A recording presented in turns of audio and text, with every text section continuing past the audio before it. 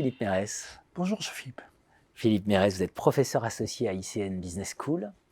Philippe Mérès, vous êtes co-auteur dans la Revue française de gestion avec Jean-François Stitch, également ICN Business School, de Webb Robinson, Vivre le télétravail extrême par identification narrative. C'est dans le numéro 304. On va aller droit au but. Si je vous ai bien lu, si j'ai bien lu votre papier, il y a un paradoxe absolu. Le télétravail est hyper désirable et il est simultanément ultra pénible. Et c'est ça que vous nous éclairez à travers les aventures de Gauthier Tout-le-Monde. Tout à fait. Gauthier Tout-le-Monde n'est pas un pseudonyme, c'est le vrai nom de Gauthier Tout-le-Monde, qui est un chef d'entreprise, de petite entreprise, qui est parti 40 jours sur une île déserte en télétravail, en totale autonomie, dans l'océan Indien, je crois. Donc, désirabilité totale. Il part évidemment, bien sûr, parce qu'il adore l'aventure, il a déjà fait d'autres expéditions. On imagine l'île paradisiaque, il s'imagine lui ça aussi. Et puis, il y a l'aventure de la liberté, la solitude, mais la liberté sur son île déserte. Donc, il part pour ça. Il désire aussi le télétravail. Il désire vraiment. Il fait ça en 2014. On n'est pas passé par le confinement. Le télétravail à l'époque est quand même pas très répandu. Et il le fait parce qu'à son avis, comme il le dit, il trouve les gens tellement moroses dans le métro qu'il les verrait bien la moitié du temps en télétravail. Donc il y va pour ça, pour démontrer qu'on peut être beaucoup mieux, beaucoup plus heureux et bien faire son job en télétravail. Mais il choisit l'île déserte. Donc ça donne lieu à tout un récit, bien sûr. Il va raconter tout ça, il va tenir un blog, il est en totale autonomie, mais il a Internet, bien évidemment. Et donc il narre son aventure en permanence. Alors ça, c'est fascinant dans votre article.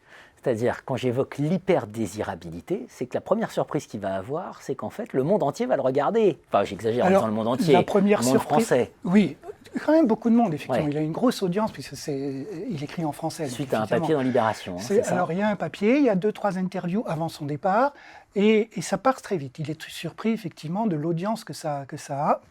En même temps, c'est fait pour ça, quand même. Hein. Et effectivement, il est surpris, et il va...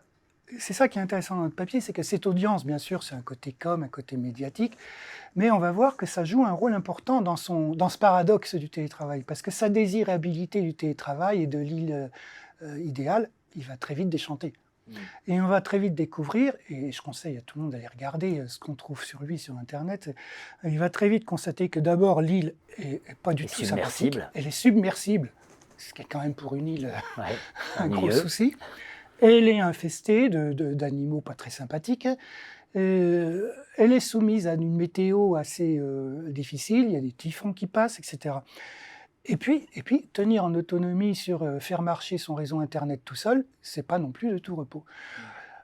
Alors ça, c'est la pénibilité de l'île, mais il va s'apercevoir, comme tous les télétravailleurs, que c'est pénible aussi d'être derrière son écran toute la journée. Et c'est extraordinaire, il est sur son île, on le voit, il y a des photos, il est sur son île, sur la plage, donc tout est bleu, il est cocotier, il est avec un petit ordinateur sur une table en bois brut qu'il a fabriquée, et il se plaint de se sentir en prison, derrière son écran, attaché au boulot, pire que s'il était resté en son bureau à Paris. C'est passionnant, c'est ce paradoxe de fond du télétravail s'éprouve sous les deux dimensions de l'autonomie asservie et de l'hyperconnexion solitaire. Exactement. C'est ce qu'on retrouve, qui sont des choses qui ont été détectées dans les études sur le télétravail. Ce qui est apporté par notre recherche... C'est fort comme mot. C'est très fort les deux, et c'est vécu de façon assez forte par les télétravailleurs. L'autonomie asservie, c'est-à-dire on est autonome, on est chez soi, donc je peux aller prendre un café, je peux m'occuper de mes enfants, je peux aller voir mon jardin, donc je suis autonome, je m'installe où je veux, mais en même temps je suis asservi. De fait, on a démontré que les télétravailleurs travaillent plus qu'au bureau.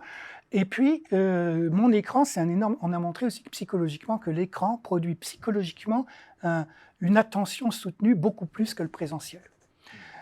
Pour des raisons que je ne saurais pas expliquer ici, qui tiennent à du neuro-perceptif.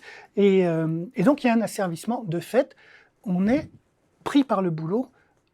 De plus, évidemment, les réunions, on a tous connu ça, les réunions se multiplient, on passe d'un Zoom à l'autre. Moi, j'ai même essayé de faire 2 réunions Zoom en même temps, en télétravail, en confinement. Donc oui, il y a cet asservissement. Donc, autonomie, asservie, parce que les deux coexistent. Et puis, le deuxième paradoxe, qui a été mis en évidence aussi dans les études sur le télétravail, mais que que Gauthier Tout-le-Monde vit d'une façon extrême, déjà parce qu'on ne s'y attend pas, et puis aussi parce qu'il est dans des conditions extrêmes, c'est le deuxième paradoxe de l'hyperconnexion solitaire. On est hyperconnecté. Forcément, le télétravail, c'est par définition la connexion permanente. On a Zoom, on a WhatsApp, on a l'email, on a tout à la fois. On peut aller sur des sites internet en même temps, on fait tout à la fois. Cette hyperconnexion, elle nous connecte, de fait. Elle nous met en relation. Mais en même temps, on est seul. On est seul derrière son écran, on est seul devant les résolutions de problèmes, on est seul à gérer son travail. Et finalement, on vit, du fond même de l'hyperconnexion, on vit de la solitude. Alors, ces deux paradoxes qui sont connus, ce qui est intéressant avec Gauthier Tout-le-Monde, c'est qu'on voit qu'ils coexistent déjà, qu'ils sont liés tous les deux, et qui sont liés à ce que vous disiez tout à l'heure, c'est-à-dire désirabilité et pénibilité, qui sont deux faces de la même médaille. Je vous lis. Qu'est-il resté aux télétravailleurs confinés revenus à 1 ou 2 jours de télétravail hebdomadaire tout au plus, si ce n'est leur récit et leur expérience partagée d'avoir vécu une semi-fiction quasi hallucinée? Sous-entendu, ce qu'a vécu Gauthier Tout-le-Monde, nous l'avons tous vécu à l'occasion de la crise sanitaire et des confinements successifs. Donc on va réfléchir ensemble, comme vous le proposez dans l'article, à la manière dont peut se lever peut-être ce paradoxe entre hyperdésirabilité d'un côté, ultra-pénibilité du télétravail de l'autre. Merci Philippe Mérès. Merci Philippe.